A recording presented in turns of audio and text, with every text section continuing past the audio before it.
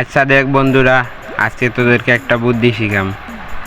ওই যে একটা মায়া যাইতেছে না, ওই মায়াটার মোবাইল কিভাবে চুরি করবো তা আছে তোমাদেরকে শিখাম। দেখ তোরা, হ্যাঁ দেখ, ভালো করে দেখ। গেলাম, তোরা বইস।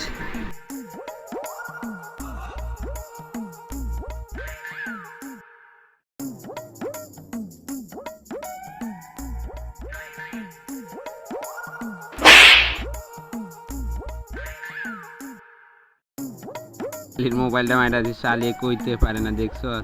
এই দোস্ত, কি রে বন্ধু, বলছি না মায়াডার কাছ থেকে মোবাইল আনু? এই দেখ, মোবাইল আনা হয়ে গেছে। শালিটা সিধা, কিছু বুঝে না। আচ্ছা এখন তোদেরকে একটা চ্যালেঞ্জ দে, তুই ওই যে একটা লোক আসতেছে, ওর কাছ থেকে মোবাইল আনবি, আর তুই এই জায়গাতে দাঁড়াস, দেখিস ও ঠিক মতো আনতে পারে কিনা মোবাইলটা। হ্যাঁ ঠিক আছে, ঠিক আছে, দৌড়, উঠ তোরা, উঠ, যা। এখন তোরে বুঝাই দিই। এই যে এখন তোর বুদ্ধি দেখুন কতটুকু।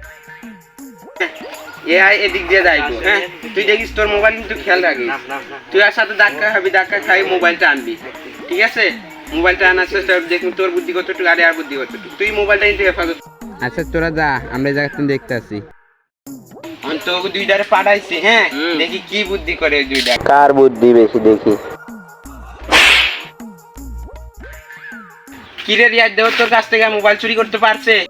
কই না তো, এই যে আমার মোবাইলটা আমার কাছে, এর বুদ্ধি নাই। নাই।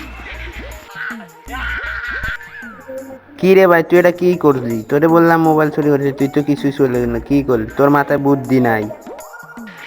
তুই তো পাঠাইছিস আর মোবাইল আনানোর লাগিয়া, আমি তো আর মোবাইল আনতে পারি না। আর কে হয়েছে আর মোবাইলের দিকে, আমি তো আর সামনে আংটি গেলে চুরি করে লাইছি।